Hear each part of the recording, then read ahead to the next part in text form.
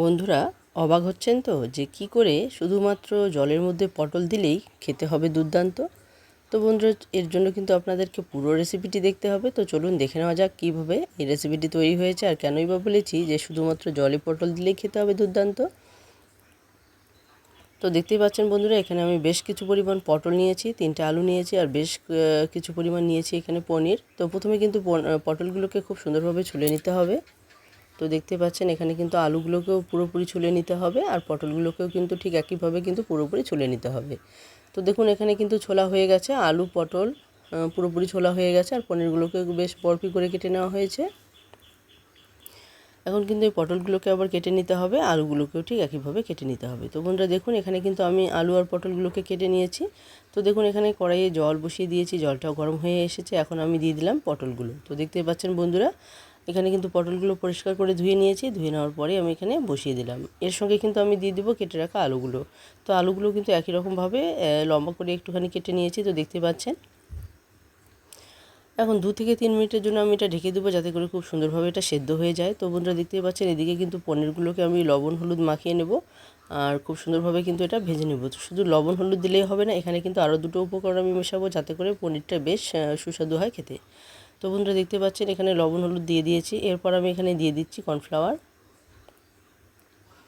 তো দেখতেই পাচ্ছেন এখানে কিন্তু 2 চামচের মতো দিয়ে দিয়েছি কর্নফ্লাওয়ার। এরপর আমি এখানে দিয়ে দিব চালের গুঁড়ো। তো বন্ধুরা আপনারা কিন্তু অবশ্যই এই দুটো উপকরণ দিয়ে যদি মেখে নেন, তাহলে দেখবেন পনিরটা কিন্তু ভাজতে বেশ সুস্বাদু হবে, খেতেও কিন্তু বেশ ভালো লাগবে। তো বন্ধুরা দেখতেই পাচ্ছেন এখানে কিন্তু এই যে আমি দেখতেই পাচ্ছেন হাতের মধ্যে করে সামান্য একটু চালের গুঁড়ো নিয়ে কিন্তু ছড়িয়ে দিয়েছি। এখন ভালো করে এটা মেখে নেব, যাতে করে খুব সুন্দরভাবে পনিরের গায়ে লেগে যায়।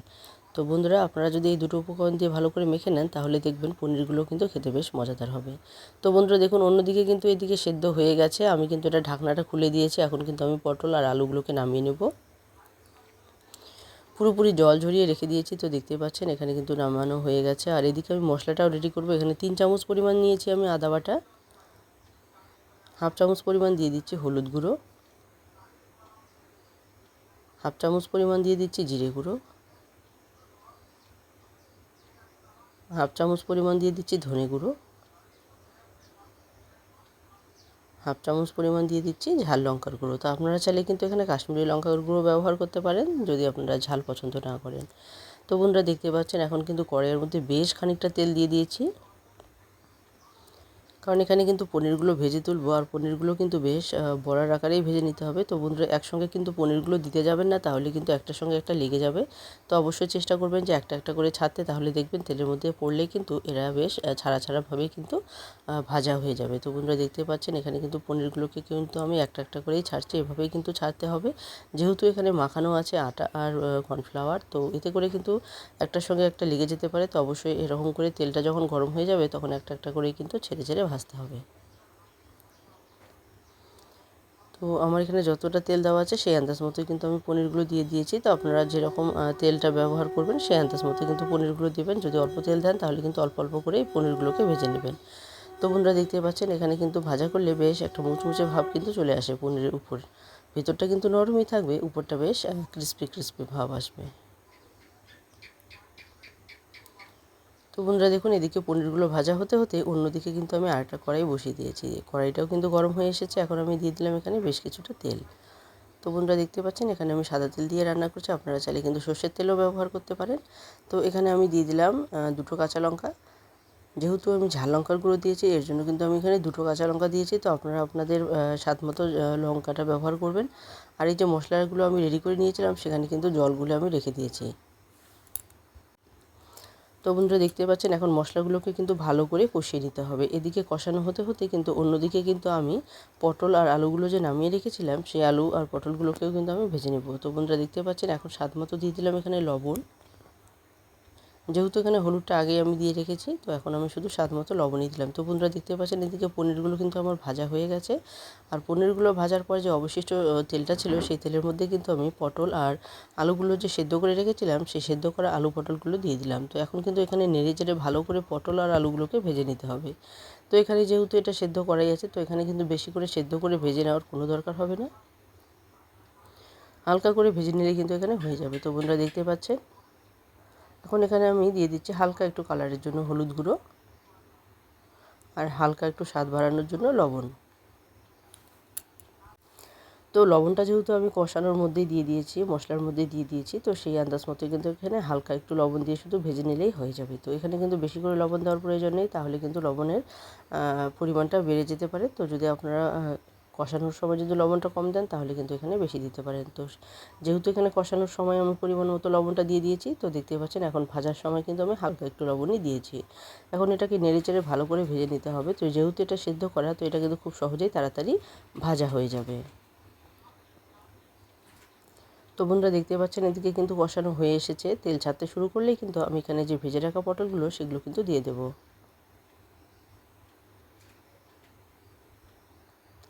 তো দেখতেই পাচ্ছেন বন্ধুরা এখানে কিন্তু তেল ছাড়তেই শুরু করে দিয়েছে। যেহেতু এখানে মশলার পরিমাণটা বেশি আর তেলও কিন্তু একটুখানি বেশ খানিকটাই দিয়েছি, তো যার জন্য কিন্তু এই মশলাটা বেশি কিন্তু কমবে না। তো দেখতে পাচ্ছেন এখানে কিন্তু পুরোপুরি তেলটা ছাড়তে শুরু করে দিয়েছে, দেখতেই পাচ্ছেন। এখন আমি এখানে ভেজে রাখা যে আলু আর পটলগুলো আছে সেগুলো কিন্তু দিয়ে দেবো।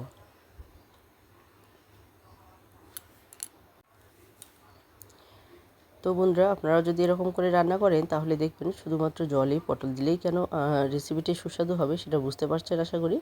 তো এরকম করে যদি আপনারা রান্না করেন তাহলে দেখবেন এটা খেতে বেশ মজাদার হবে। তো বন্ধুরা দেখতে পাচ্ছেন এখানে কিন্তু কষানোটা পুরোপুরি হয়ে গেছে। এখন আমি এখানে দিয়ে দিলাম জল।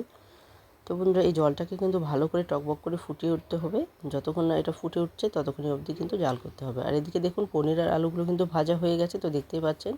তো এইভাবে যদি আপনারা জলের মধ্যে সেদ্ধ করে নিয়ে পটল আর আলুগুলোকে ভেজে নেন তাহলে দেখবেন রান্নাটাও খুব সহজে হয়ে যাচ্ছে আর এটা খেতেও কিন্তু বেশ সুস্বাদু হচ্ছে। কারণ এটা কিন্তু একটা ভিন্ন রকমের একটা প্রসেস, এতে করে কিন্তু রান্নাটা বেশ সুস্বাদু হয় আর খেতেও বেশ মজাদার হয়। তো দেখুন এখানে জলটা কিন্তু পুরোপুরি ফুটে উঠে গেছে, 2 মিনিটের মতো পুরোপুরি জাল করে নিয়েছি ঝোলের জলটাকে। এরপর কিন্তু আমি এখানে দিয়ে দিলাম ভেজে রাখা পটল আর আলুগুলো। তো দেখতে পাচ্ছেন বন্ধুরা এখানে কিন্তু পটল আর আলুগুলো যেহেতু ভাজা হয়ে গেছে, এগুলো কিন্তু কষানোর কোনো দরকার নেই। এভাবে অবশ্যই একবার ট্রাই করে দেখবেন, আশা করি আপনাদের ভালো লাগবে। রেসিপিটি খেতে কিন্তু বেশ দুর্দান্ত হয়েছিল। তো অবশ্যই বলবো আপনাদের যদি ভালো লেগে থাকে তাহলে অবশ্যই বন্ধু হয়ে পাশে থাকবেন যারা নতুন দেখছেন আর যারা প্রথম দেখছেন। আর যারা পুরনো বন্ধুরা আছেন শুরু থেকে শেষ অবধি সঙ্গে আছেন সবাইকে অসংখ্য অসংখ্য ধন্যবাদ এবং সবার প্রতি রইল অনেক অনেক ভালোবাসা।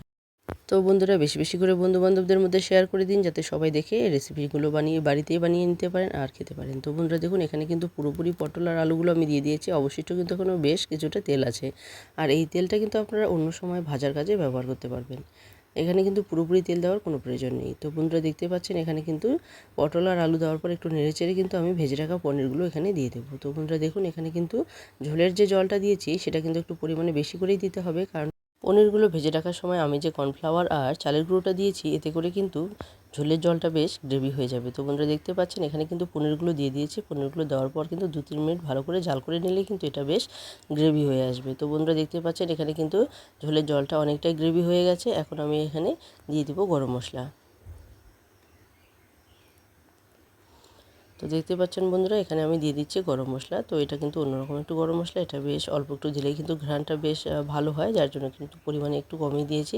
তো দেখতে পাচ্ছেন বন্ধুরা এখন গরম মশলা দেওয়ার পর 1 মিনিটের মতো আমি এটাকে নেড়েচেড়ে জাল করে নেব। তো দেখতে পাচ্ছেন এখানে গ্রেভিটা কিন্তু বেশ মজাদার হয়েছে, দেখেই বোঝা যাচ্ছে। এটা দেখতে যেরকম লোভনীয় হয়েছে খেতেও কিন্তু বেশ মজাদার হয়েছে। তো বন্ধুরা যদি এই রেসিপিটি আপনাদের ভালো লেগে থাকে তাহলে কিন্তু অবশ্যই বাড়িতে একবার ট্রাই করে দেখবেন।